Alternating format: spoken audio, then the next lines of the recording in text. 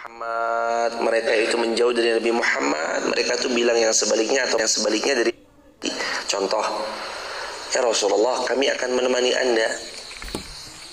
Di depan Nabi mereka bilang akan menemani Rasulullah, ternyata di belakang itu mereka membelakangi Rasulullah, mengkhianati Rasulullah. Sehingga pada perang Uhud itu sebenarnya pada awal mulanya para sahabat Nabi bersemangat, di tengah-tengah jalan pada peperangan Uhud mereka putar balik arah, putar haluan, Rasul ditinggalkan. Yang tadinya harusnya sekian orang menjadi lebih sedikit dari jumlah yang semestinya. Dibelah sama siapa? Orang-orang yang munafik. Maka orang munafik itu karakternya khas. Munafik itu punya karakter. Yang karakter khas beliau, orang-orang munafik adalah idza haddatsa kadzab. Bila mereka berbicara, seringkali mereka berdusta. Karakter munafik yang kedua, wa idza wa'ada akhlaf. Jika mereka telah berjanji akan sesuatu, akhlaf, mereka pasti mengingkari janji-janji mereka. Kalau mereka udah berjanji itu mereka pasti mengingkari janji-janjinya mereka. Itu ciri-ciri munafik. Janji terbagi kepada dua kaidah. Satu, kalimat berjanji itu sendiri. Dua, mengiyakan janji yang diucapkan pihak lain. Contoh maksudnya yang pertama gimana? Saya berjanji bahwa saya nanti akan A, akan B, akan C. Itu janji, dan janji dihitung hutang. Lalu yang kedua, mengiyakan janji pihak lain. Contohnya gimana? Contohnya misalkan kayak, ibu janji ya nanti kalau hari Sabtu sama Ahad kita jalan-jalan ke sana.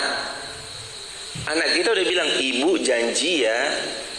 Lalu kaidah yang kedua, kita mengiyakan atas janji yang diucapkan oleh anak kita, termasuk sudah berjanji. Bagi mukmin pantang mengingkari janji. Mukmin tuh pantang mengingkari janjinya. Nggak kenal dia ingkar janji. Selalu ditepati janji-janjinya. Terus yang ketiga, wa idza tumina khan. Apabila diberi amanah maka mereka khianat. Ciri-ciri munafik, mengkhianati apa yang telah diamanahkan kepada mereka. Na'udzubillahi min dzalik. Wallahu yaktubu ma yubayyitun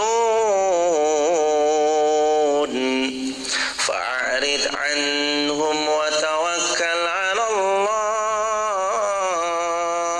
wa kafa billahi wakila. Allah mencatat siasat mereka yang mereka atur di malam hari. Artinya itu Allah juga tahu mereka bersiasat di malam hari untuk mencelakakan Nabi. Mereka bersiasat di malam hari untuk mendustakan Nabi. Mereka melakukan siasah-siasah atas sesuatu yang tidak Allah senangi, Allah sukai, dan Allah tahu. Allah tahu tentang siasat-siasat mereka. Fa'rid anhum wa tawakkal 'ala Allah. Fa'rid, maka berpalinglah kamu dari mereka, fatawakkal 'ala Allah, lalu bertawakallah kepada Allah. Jadi sikap terbaik menghadapi orang-orang munafik itu fa'rid anhum fatawakkal 'ala Allah. Sikap terbaik menghadapi orang munafik berdasarkan ayat 81, fa'rid anhum, berpalinglah engkau dari orang munafik. Wa tawakkal 'ala Allah, dan bertawakallah kepada Allah. Berpaling itu meliputi 3. Tidak mendengar perkataannya, tidak mendukung perbuatannya, dan yang terakhir menjauh dari orangnya. Menghindari itu 3. 1, tidak mendengar perkataannya. 2, tidak mendukung perbuatannya. 3, menjauh dari orangnya. fa'arid anhum wa tawakkal 'ala Allah. Bertawakallah kepada Allah, berpalinglah dari mereka. Wa kafa billahi wakila, dan cukuplah Allah wakila, menjadi pelindung atas orang-orang yang beriman. Orang beriman itu pelindungnya hanya Allah. Orang beriman pelindungnya hanya Allah, bukan yang lain. Afala yatadabbaruna al-Qur'an,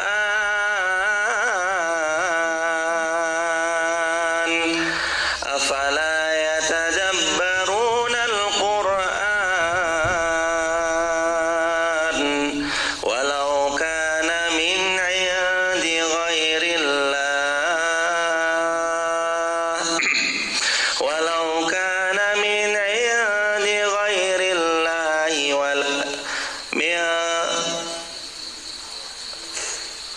walau kana min 'indi ghairillahi lawajadu fihi ikhtilafan katsira.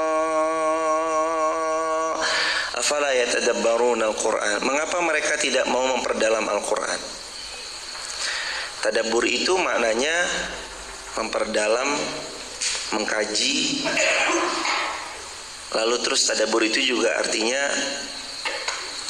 memahami baik-baik secara perlahan dari ayat yang kita baca satu persatu. Nabi pernah bersabda, hadirin, kata Nabi Muhammad sallallahu alaihi wasallam, la aqulu alif lam mim harfun.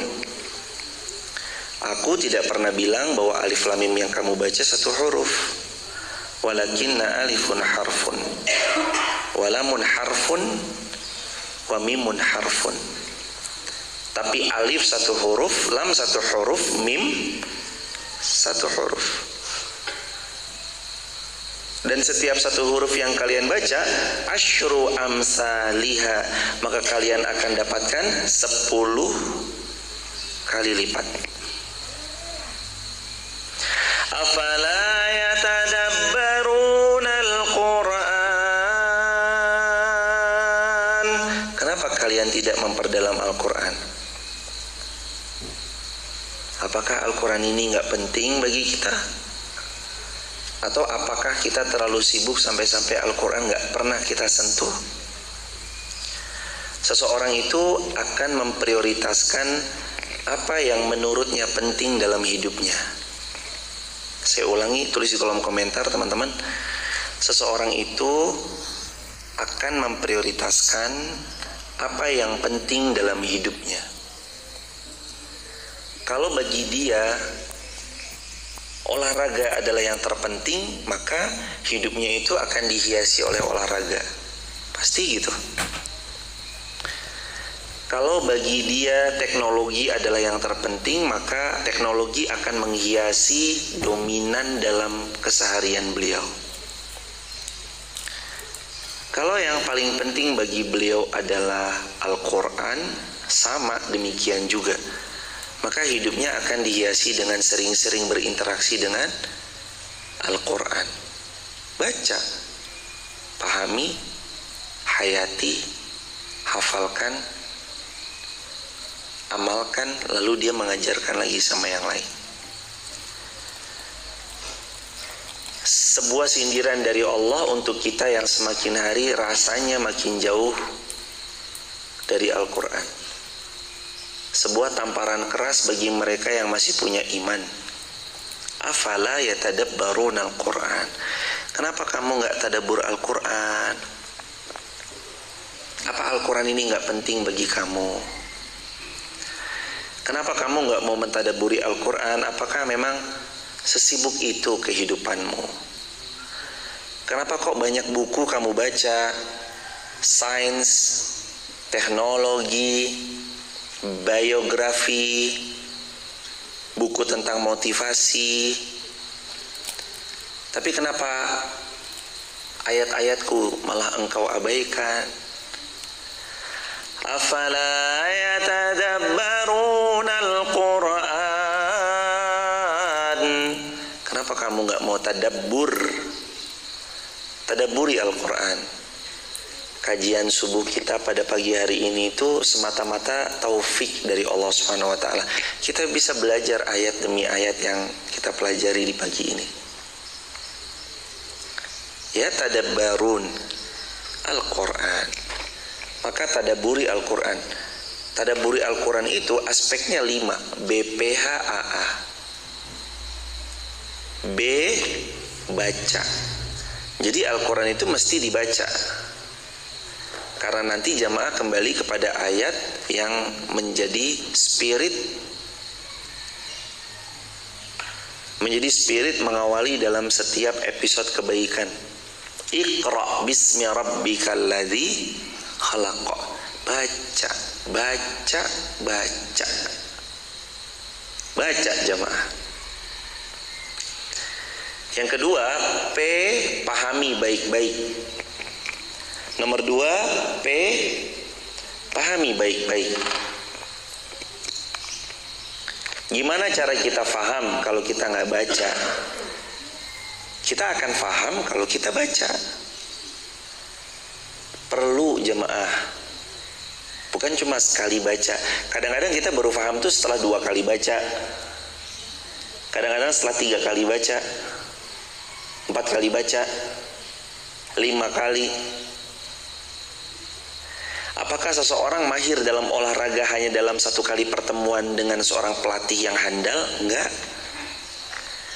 Mereka mahir dalam olahraga di satu bidang olahraga sebab karena mereka menghabiskan waktu mereka untuk itu, jam terbang mereka habiskan untuk itu, investasi mereka habiskan investasi di alat tentang olahraga itu.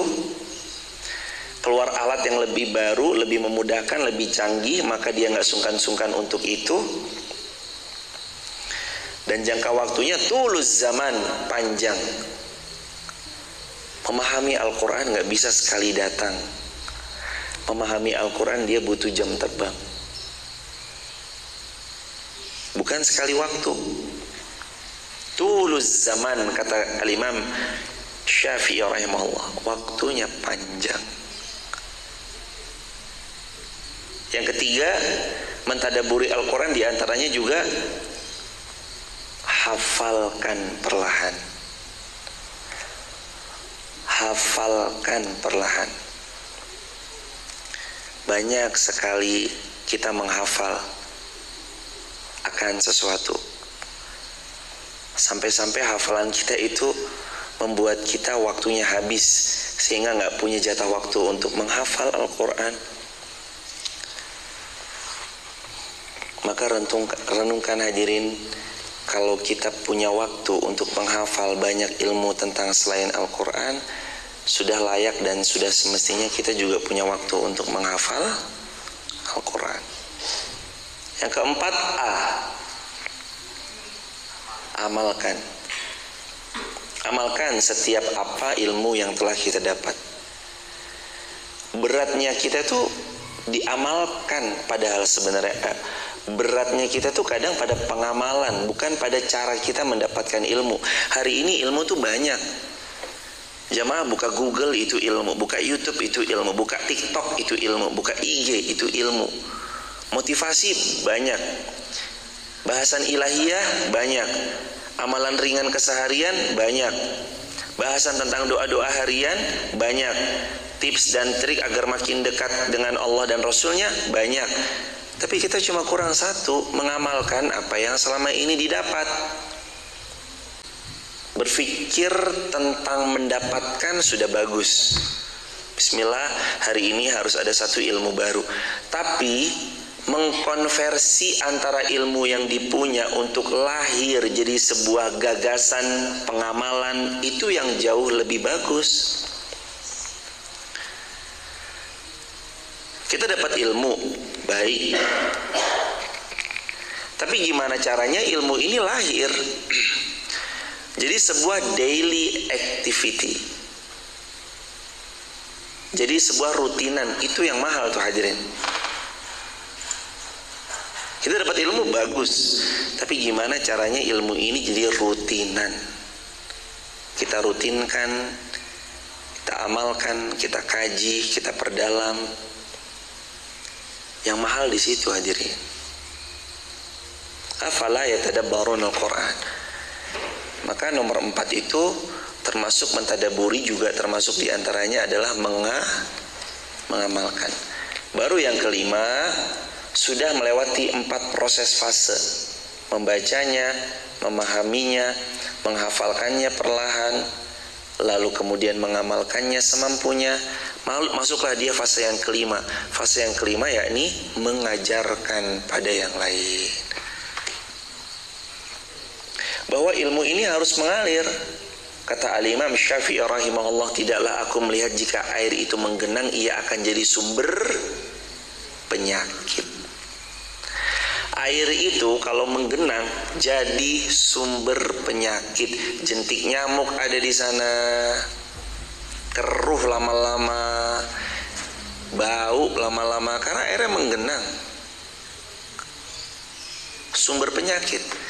Dan kata Imam Syafi'i, tidaklah aku melihat ada air yang akan baik kecuali air itu biasanya adalah air yang mengalir. Ilmu harus mengalir. Bukan cuma sekedar jadi wawasan buat diri sendiri, tapi ilmu harus mengalir. Jadikan ilmu ini yang mengalir kepada banyak pihak. Kata Nabi bersabda, khairun nas anfa'uhum linnas. Sebaik-baik manusia adalah yang paling besar manfaatnya buat banyak pihak.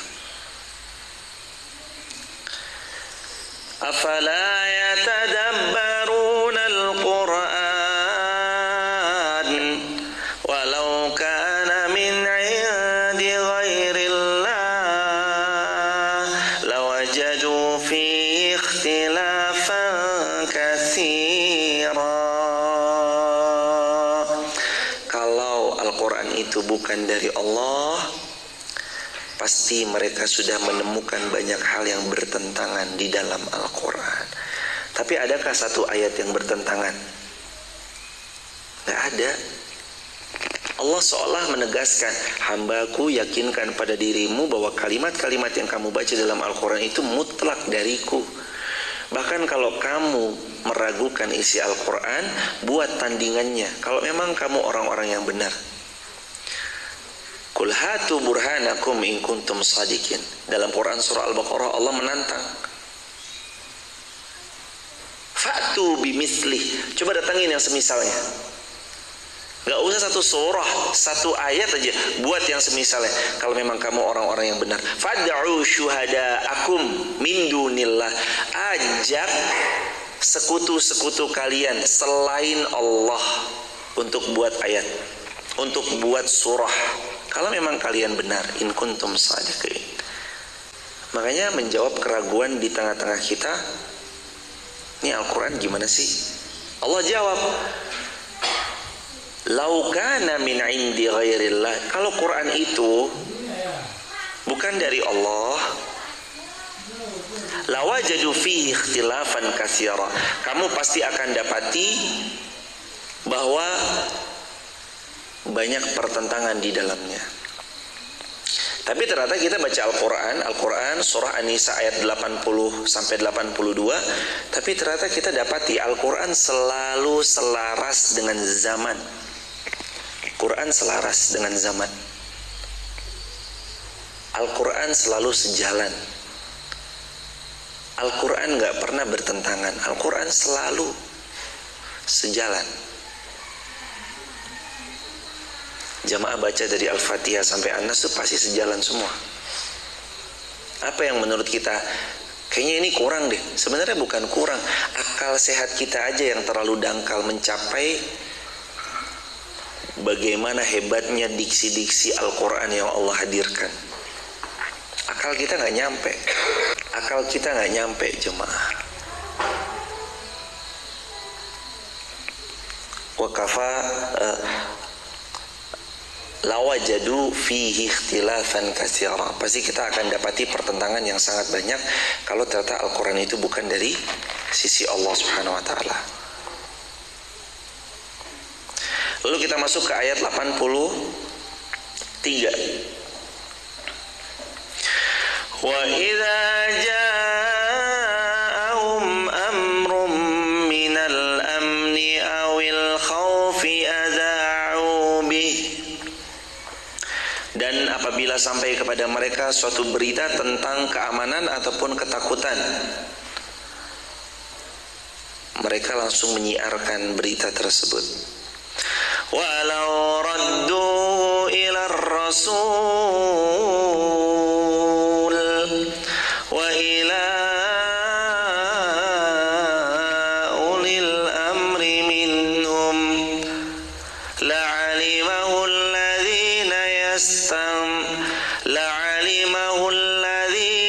yastanbitunahu minhum walaula fadlullahi alaikum wa rahmatuhu lattaba'tumus syaitana illa qalila. Padahal apabila mereka menyerahkan kepada Rasul dan ulil amri di antara mereka, tentulah orang-orang yang ingin mengetahui kebenaran akan dapat mengetahuinya secara resmi dari Rasul mereka dan ulil amri mereka. Sekiranya bukan karena karunia dan rahmat Allah kepada mereka, tentu mereka akan mengikuti syaitan, kecuali sebagian kecil di antara kalian yang tidak mengikuti syaitan. Penjelasan ayat 83.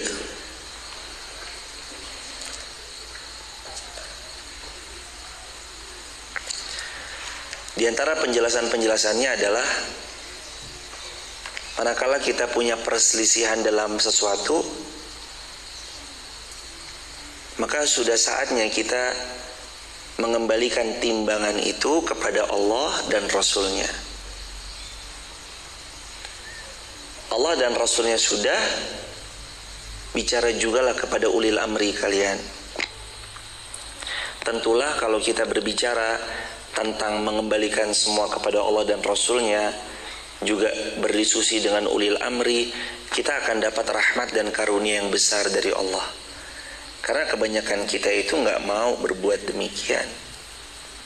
Allah berfirman, walaula fadlullah alaikum wa rahmatuh. Kalau kalian kembalikan kepada Allah, Rasulnya, lalu berdiskusi dengan ulil amri, kalian dapat fadl dari Allah, wa rahmatu, dan dapat rahmatnya dari Allah. Lattaba'tumus syaitan. Nah, sayangnya kebanyakannya adalah mengikuti langkah-langkahnya syaitan. Illa qalila. Hanya sedikit sekali orang-orang yang mereka mau mengembalikan itu semua kepada Allah dan Rasulullah. Kita nih punya tolak ukur, jemaah. Tolak ukur saat kita diskusi hebat lalu hampir-hampir debat kusir, kembalikan aja kepada Allah dan Rasulnya. Itu selesai dan kelar, jemaah. Karena penilaian manusia tuh penilaian yang subjektif. Saya ngobrol sama Ustadz Ilham. Ustadz Ilham, apa makanan kesukaan? Masing-masing kesukaan kita beda. Kecondongan olahraga kita beda. Kegemaran kita beda. Visi misi kita beda. Maka kalau ditanya apa yang baik menurut saya beda, baik menurut beliau untuk hidup beliau beda. Demikian juga Mas Herman, Almer, Zain, Fahri. Ya kalau kita masing-masing bertanya, Mas Almer gimana yang Mas Almer suka? Beliau pasti jawab beda. Mas Fahri beda, Mas Zain beda. Hadirin, masing-masing kepala membawa satu keinginan. Nah, condongnya itu kebanyakan condongnya menuju ke arah apa yang dekat sekali dengan syaitan, apa yang syaitan sukai, senangi, apa yang syaitan bujuk kepada kita untuk kita lakukan. Illa qalila, orang-orang yang dapat rahmat dan fadl dari Allah itu jumlah, kecuali qalil, sedikit. Dikatakan juga oleh Imam Ahmad rahimahullah, beliau meriwayatkan dari Amr bin Shu'aib, dari ayahnya, dari kakeknya, bahwasanya kakeknya berkata, aku pernah duduk bersama saudaraku dalam sebuah majelis ilmu. Dan itu lebih aku sukai daripada memiliki unta-unta merah, unta-unta terbaik. Ketika aku dan saudaraku berjalan, tiba-tiba kami temukan orang-orang yang sudah tua dari kalangan sahabat Nabi berada di depan salah satu pintu dari pintu-pintu rumah kami. Kami tidak ingin merusak majelis mereka, maka kami pun duduk di bagian belakang. Ternyata mereka sedang membicarakan sebuah ayat, yang mana ayat itu mengingatkan kita untuk kembali kepada Allah. Kebiasaan sahabat Nabi, yatadabbarunal Quran. Mereka duduknya aja bicarakan Al-Quran.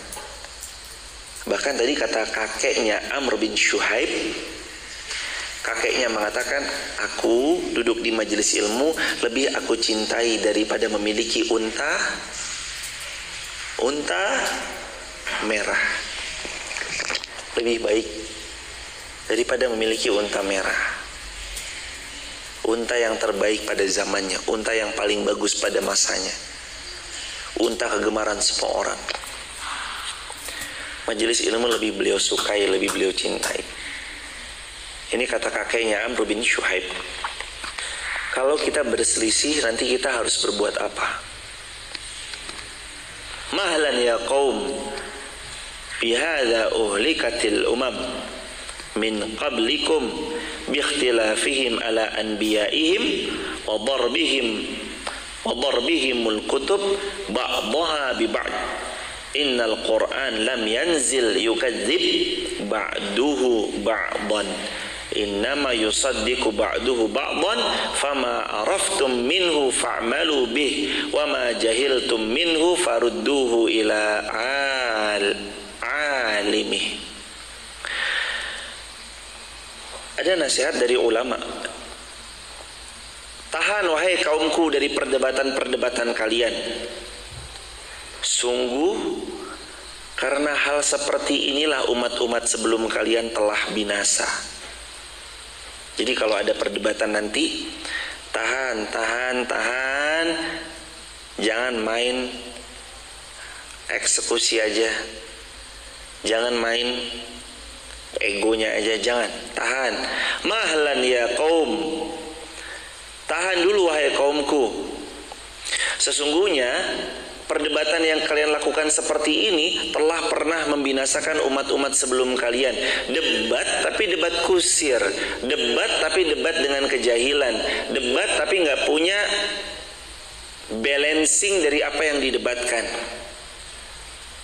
Yang menurut saya, oh nggak bisa, menurut saya begini, lo nggak bisa ya menurut saya, akhirnya menurut saya.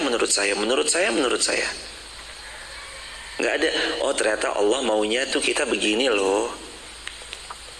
Mahlan ya kaum, tahan wahai kaumku. Sungguh karena perdebatan seperti inilah umat-umat sebelum kalian binasa. Mereka menyelisihi nabi-nabi mereka, mereka menyelisihi Rabb mereka dan mempertentangkan sebagian Al-Quran bagi sebagian yang lain. Loh kayaknya ayatnya nggak relevan deh. Nah, kalimatnya muncul nanti. Ini ayatnya kayaknya kurang relevan untuk di zaman milenial seperti sekarang. Oh enggak, ini ayat ini harusnya di amandemen ulang. Waduh. Debat kusir. Lalu mereka mempertentangkan ayat-ayat Allah, menyelisihi Nabi Muhammad SAW. Padahal sesungguhnya Al-Quran diturunkan tidak untuk saling mendustakan sebagian yang satu untuk sebagian yang lain. Al-Quran itu bukan untuk mendustakan. Artinya kalau dia beriman ya dikatakan beriman, dia berdusta ya disebut sebagai seorang yang mendustakan. Ara'aital ladzi yukadzibu biddin. Al-Quran bukan untuk mendustakan kebenaran, justru malah membenarkan yang benar. Tapi mereka malah mendustakan sebagian di antara ayat-ayat Al-Quran. Innal Quran lam yanzil, Al-Quran itu tidak turun yukadzibu ba'duhu ba'dha, untuk mendustakan satu dan yang lain. Innama yusaddiqu ba'duhu ba'dha, tapi Al-Quran diturunkan untuk membenarkan apa yang memang sudah benar satu sama lain. Fama araftum minhu fa'malu bih.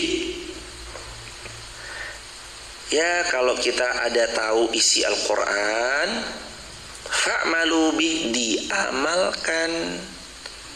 Wa ma jahiltum minhu, kalau kalian itu jahil, tidak tahu tentang isi Al-Quran, farudduhu ila alimih, kembalikan kepada yang alim. Kembalikan sama yang ahli. Bertanyalah kepada ahli ilmu. Fas'alu ahla dzikri in kuntum la ta'lamun. Bertanyalah kepada orang yang berilmu kalau kita tidak tahu. Imam Ahmad meriwayatkan suatu hadis dari Sayyidina Abdullah bin Amr radhiyallahu anhuma, ia berkata, suatu hari aku datang pada Rasulullah sallallahu alaihi wasallam ketika duduk-duduk. Tiba-tiba ada dua orang yang memperdebatkan suatu ayat sampai suaranya saling mengeras. Gara-gara debat nih suaranya saling keras-kerasan. Beliau pun Rasulullah sallallahu alaihi wasallam bersabda, "Innama halakatil umam qablakum biikhtilafihim fil kitab." Sesungguhnya umat-umat sebelum kalian itu menjadi binasa mereka sebab karena mereka menyelisihi Al-Qur'an.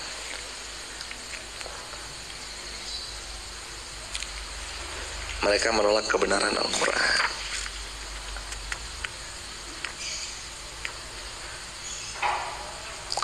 Lalu berikutnya tentang komunikasi. Idza ja'ahum amrun minal amni awil khawfi adza'u bih. Apabila datang kepada mereka berita tentang keamanan atau tentang ketakutan, mereka bergegas menyiarkan berita tersebut. Ini adalah pengingat bagi orang yang terburu-buru dalam menyimpulkan suatu berita pada suatu urusan, baik berita keamanan atau berita ketakutan. Sebelum mereka menyebarkan informasi berita tersebut, hendaknya masing-masing mereka tidak menyebarluaskannya sampai ia memastikan perkara itu benar atau tidak benar. Dalam arti lain, penting untuk kita tabayyun, cross check. Dilihat dulu. Wa idza ja'ahum amrum minal amni awil khauf. Kalau datang berita tentang keamanan, amani, aman. Awil khauf, atau khawatir, takut, kayaknya nggak aman deh. Jangan ditelan mentah-mentah. Adza'u bihi, mereka langsung cepat nyebarin, padahal nggak boleh dalam Islam. Yang mereka harus lakukan itu tabayun dulu, benar nggak beritanya, divalidasi dulu, benar nggak informasinya, dari siapa dapat kabar itu. Maaf ibu, dengar dari siapa ya? Oh, saya katanya. Maaf mas, dari siapa ya? Oh, jarene. Nggak bisa. Dari A1 baru. Ibu mau dapat informasi tentang ini dari siapa? Pak RT. Nah, oh, informasinya valid. Misalnya dari ketua RT, itu misalnya. Tidaklah mereka bersegera menyebarluaskan sesuatu informasi kecuali mereka memastikan perkara itu benar atau tidak benar. Share, sebarluaskan. Itu kan zaman sekarang. Hadirin jangan lupa di-share ya. Nah, apa yang di-share juga harus tahu. Jangan cuma sekedar ayo disebarluaskan, main share, tapi kita nggak pernah tahu isinya apa. Begitu, jenengan tahu nggak apa yang jenengan share di grup-grup itu? Lah saya nggak tahu ya, pokoknya saya share aja. Ini juga bukan sikap yang bijak. Muslim itu punya sikap yang bijak. Mereka tidak bermentah-mentah ria dalam menelan satu informasi, kecuali mereka pasti memastikan informasi itu valid. Kafa bil mar'i kadziban ay yuhadditsa bi kulli ma sami'a. Yaqulu Nabi sallallahu alaihi wasallam, kata Nabi Muhammad sallallahu alaihi wasallam, cukuplah seseorang itu disebut pendusta jika dia selalu menceritakan semua yang didengarnya. Hadis ini riwayat Imam Abu Daud, dan sebagian ulama mengatakan hadis ini sahih. Kafa bil mar'i kadziban, cukup seorang hamba itu disebut sebagai seorang pendusta. Ayu haditsa bi kulli ma sami'a. Kalau dia selalu ceritain apa-apa yang dia dengar, ceritain, enggak usah. Dengar, jangan langsung cerita. Dengar, nikmati dulu. Kalau memang ini berita baik, lalu di cross check. Kalau berita buruk, jangan sampai gara-gara berita buruk yang kita sebarluaskan tanpa pernah memvalidasi, tanpa pernah meng-cross check, membuat berita buruk itu merugikan satu pihak.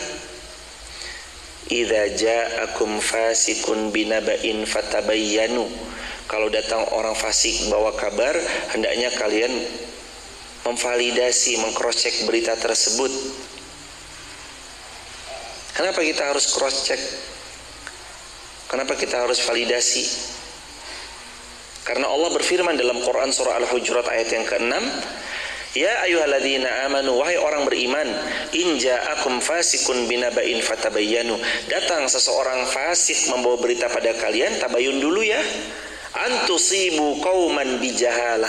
Karena kalau kalian main sebarluaskan saja tanpa pernah di cross check, antusibu qauman bijahalatin, kamu bisa merugikan, mencelakakan suatu kaum karena kebodohan dan kecerobohan kalian dalam menyebarkan informasi. Bahaya. Main share tanpa tahu infonya, ternyata merugikan, ada pihak-pihak lain yang dirugikan. Jangan makan bakso, contoh. Jangan makan bakso, karena bakso di sini adalah terbuat dari daging tikus. Videonya ada orang lagi nangkap tikus. Itu mah orang siapa yang dagang bakso mah siapa? Lalu dipukul rata. Baksonya dari daging tikus dipukul rata semuanya. Allah. Sehingga tukang bakso pinggir-pinggir jalan, tukang bakso gerobakan, tukang mie ayam gak laku gara-gara info sembarang yang kita share. Padahal boleh jadi orang yang di dalam video itu bukan mereka yang jualan. Orang yang di dalam video menangkap tikus itu bukan untuk dijual, tapi untuk dikasih makan ular. Bukan untuk dijual, tapi dikasih makan buaya atau dikasih apa. Tapi di framing dengan pemberitaan yang bohong, dan kita jadi orang yang jahil. Gampang banget tiba-tiba nge-share, nyebar, gampang banget tiba-tiba tanpa mempertimbangkan sesuatu, main upload, main unggah, sehingga antusibu qauman bijahalatin, kamu menyebabkan adanya musibah pada suatu kaum, bijahalatin, musibahnya datang sebab karena kejahilan.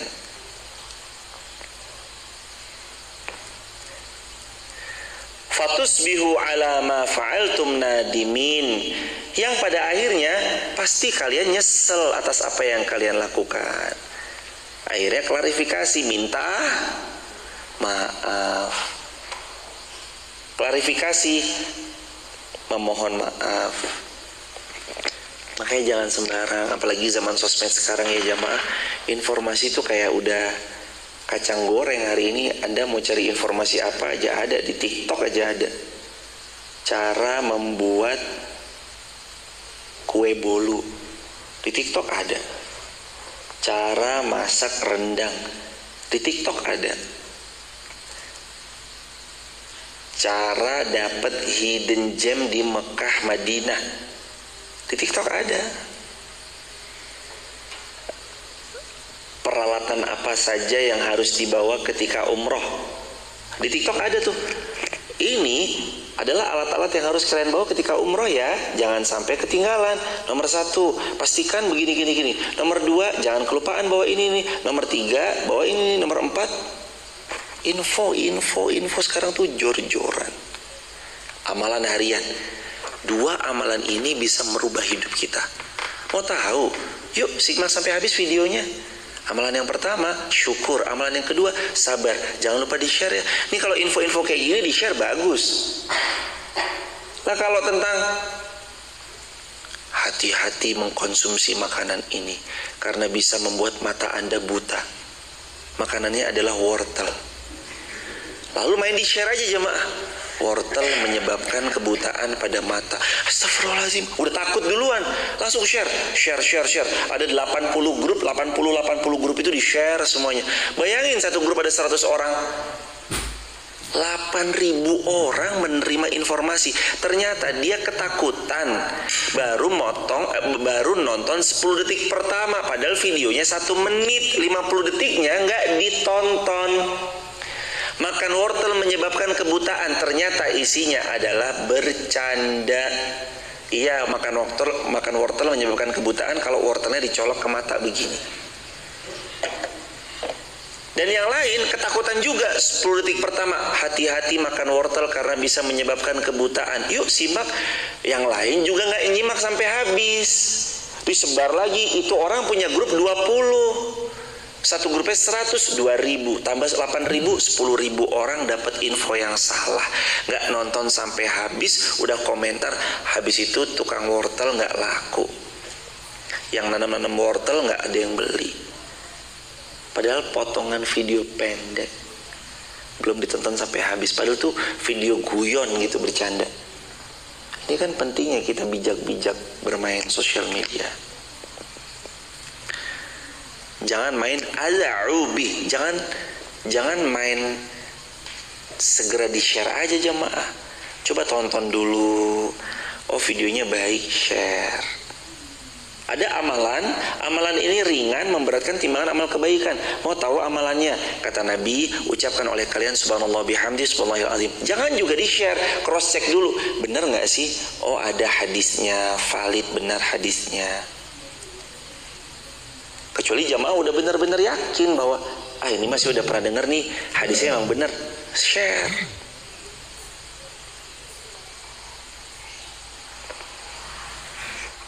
Kalau info baik ya kita share, info buruk ya jangan di-share. Kata Nabi, kalau orang menunjukkan kebaikan dapat panen pahala jariah. Kalau orang menunjukkan suatu keburukan, dia bisa kena dosa jariah. Begitu hadirin jamaah yang dirahmati Allah. Barakallahu fikum. Mari kita buka sesi tanya jawab. Waktu dan tempat dipersilakan. Fadhol jamaah. Jika sudah sunnah syuruk, apa masih bisa sunnah duha? Barakallah. Pertanyaan beliau, apabila sudah sholat sunnah syuruk, apa masih bisa sholat sunnah duha? Jawabannya bisa. Meskipun demikian ada yang mengatakan berbeda pendapat. Sholat syuruk, sholat yang rangkaian subuh jamaah, zikir sampai tiba terbit matahari, kemudian sholat 2 rakaat dapat senilai pahala haji umrah sempurna. Meskipun demikian juga ada yang mengatakan itu sholat fi awalid duha, sholat di awal waktu duha. Jadi pada intinya sholat sunnah syuruk, kalau memang dia mengambil pendapat yang dia adalah sholat sunnah sendiri, lalu dia sholat duha lagi, diperbolehkan. Barakallahu fikum, semoga terjawab.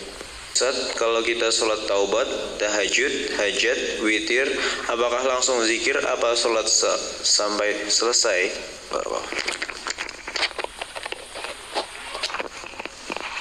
Kalau sholat tahajud dan sholat hajat, apakah harus berzikir ataukah sholat sampai selesai? Allah berfirman dalam Al-Quran, wabil asharihum yastaghfirun. Ciri-ciri ahli syurga diantaranya adalah di waktu sahur, wabil asharihum yastaghfirun. Pada waktu sahur mereka banyak-banyak beristighfar. Jadi kalau memang bisa, sudah sholatnya dapat, sholat tahajudnya tertunaikan, ditambah lagi banyak-banyak berzikir di waktu sahur, itu lebih sangat dianjurkan. Bahkan bukan cuma zikir, bukan cuma istighfar di waktu sahur, tapi kalau bisa bertaubat, minta hajat, beristighfar.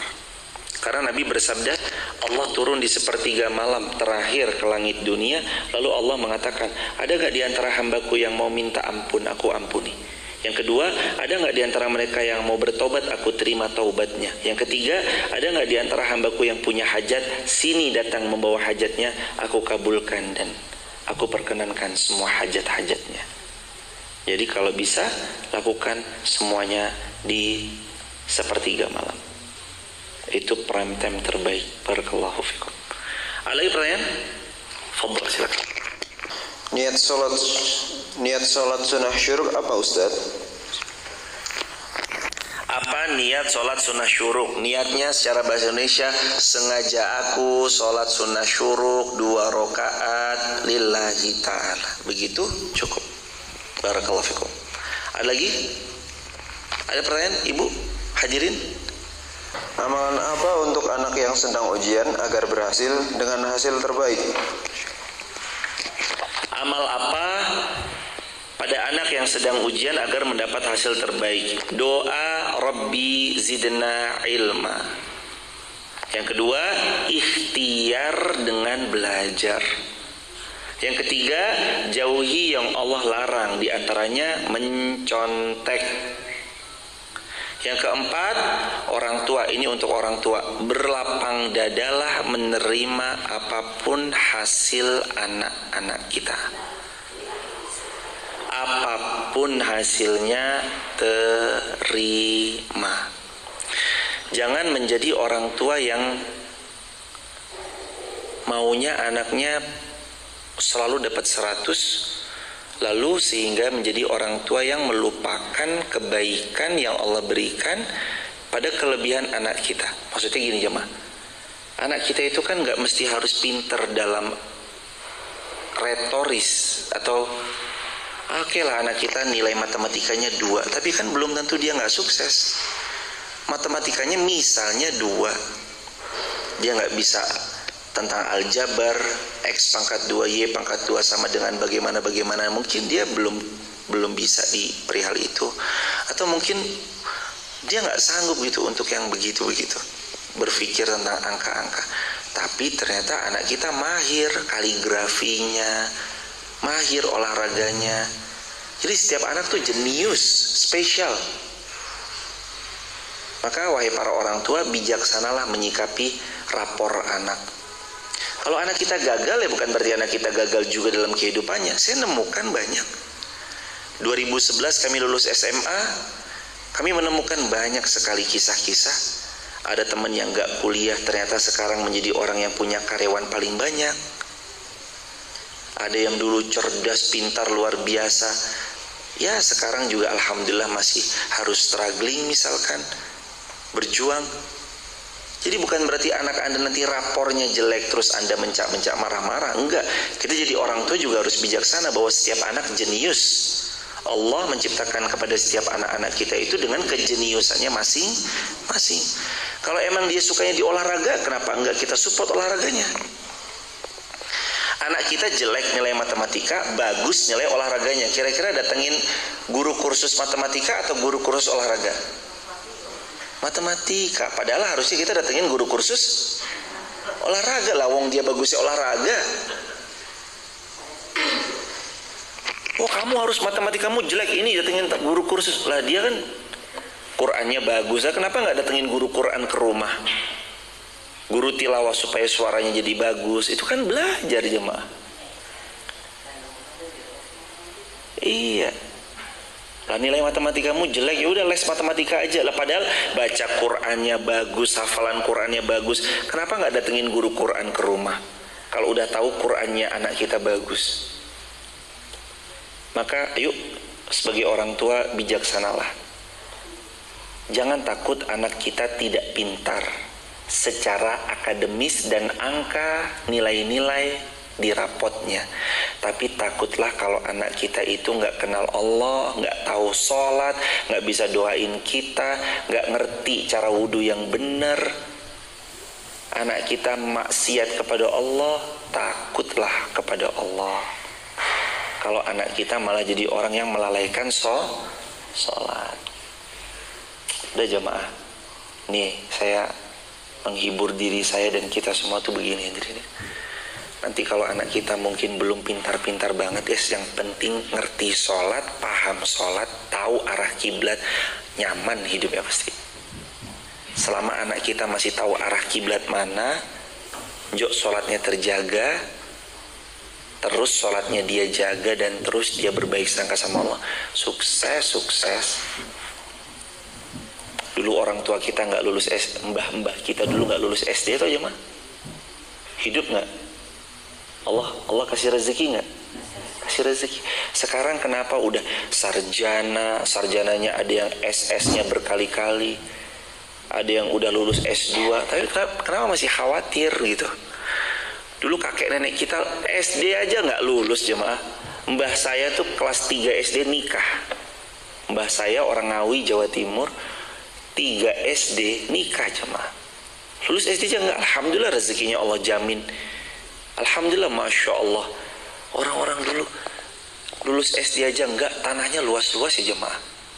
Sekarang kita nih khawatir. Udah mah SMA, udah mah sarjana, udah mah S2, ada yang sampai SS, sampai dingin. Masya Allah. Kenapa khawatir? Innallaha huwar razzaq. Padahal Allah yang menjamin rezeki, Dzul Quwwatil Matin. Kenapa khawatir? Jangan khawatir. Tapi anak saya nanti nggak bisa lulus ini. Ibu, siapa yang lebih tahu? Kita atau Allah? Allah. Anak saya gagal. Kamu tuh gimana Toleh? Kamu mesti nggak serius deh. Gagal kan makanya kamu. Jangan digituin. Ibu kalau dapetin anak gagal bilang gini, hadirin. Anakku sayang, gagal ataupun berhasil, kamu tetap anak yang paling mamah banggakan. Gitu jemaah. Besarkan hatinya. Anak kita mau ke Madinah, mau ke Madinah mah, gagal tes Madinah. Ya udah, disupport aja. Nggak apa-apa nak. Kamu nggak keterima ke Madinah, itu bukan akhir dari segalanya. Anaknya ibu mau masuk apa? Universitas terkeren di Indonesia. Mama, namaku nggak ada mah dalam penerimaan mahasiswa baru di universitas ini. Maaf ya ma, aku ngecewain mama. Loh enggak sayang, boleh jadi Allah sudah siapkan yang terbaik. Yaudah, terus kamu mau kuliah di mana? Aku kalau nggak keterima di kampus ini, aku nggak kuliah aja lama. Yaudah, kamu bantu bapak ya ngelas. Bantu bapaknya ngelas, ternyata ini malah jadi punya pabrik kelas. Jemaah, ini bukan isapan jempol semata. Ada seorang kawan gagal masuk universitas yang didambakan, akhirnya dia bengkel, sekarang punya outlet bengkel terbesar di kotanya. Allah. Jadi bengkelnya bukan cuma bengkel, tapi bengkel dan tempat kulaan spare part, kulaan pelek-pelek di kotanya. Jadi yang paling besar. Siapa yang tahu yang terbaik, kita atau Allah? Allah. Maka nanti yuk jadilah orang tua yang bijaksana. Anaknya yang gagal tuh jangan di-dropin. Mama aku gagal. Iya emang kamu kan gak belajar, makanya udah anak mah gagal, bukannya dibesarkan hatinya, malah di-dropin mentalnya. Jangan, besarin hatinya. Mama aku mau masuk ke kepolisian ya. Bismillah nak, bisa, semangat, ayo. Mama gagal, katanya aku kurang tingginya. Gak apa-apa nak, Allah tahu yang terbaik. Gagal masuk di polisi, alhamdulillah misalkan malah punya usaha, udah jamaah baik sangka sama Allah. Siapa pengatur hidup terbaik? Allah. Perencana hidup terbaik? Allah. Yang memberi yang terbaik? Terus kenapa kita takut? Kenapa kita ragu bahwa Allah pasti akan, kalau Allah pasti memberi yang terbaik? Gak usah khawatir. Sukses anaknya yang masih ujian atau yang sedang ujian atau yang mau ujian, semoga Allah mudahkan, Allah lancarkan. Dan untuk teman-teman kalau ada yang lagi skripsian, ujian dan lain-lain, kami mendoakan semoga Allah beri hasil terbaik. Dan satu hal lagi, jangan pernah nyontek. Gak usah nyontek, jujur ya. Nilainya berapapun, itu jerih payah kita sendiri. Jangan nyontek. Barakallahu fikum. Kita akhiri dengan alhamdulillahirabbil alamin, subhanakallahumma bihamdika asyhadu an la ilaha illa anta astaghfiruka wa atubu ilaik. Assalamualaikum warahmatullahi wabarakatuh. Subhanakallahumma bihamdika asyhadu an la ilaha illa anta astaghfiruka wa atubu ilaik. Assalamualaikum warahmatullahi wabarakatuh.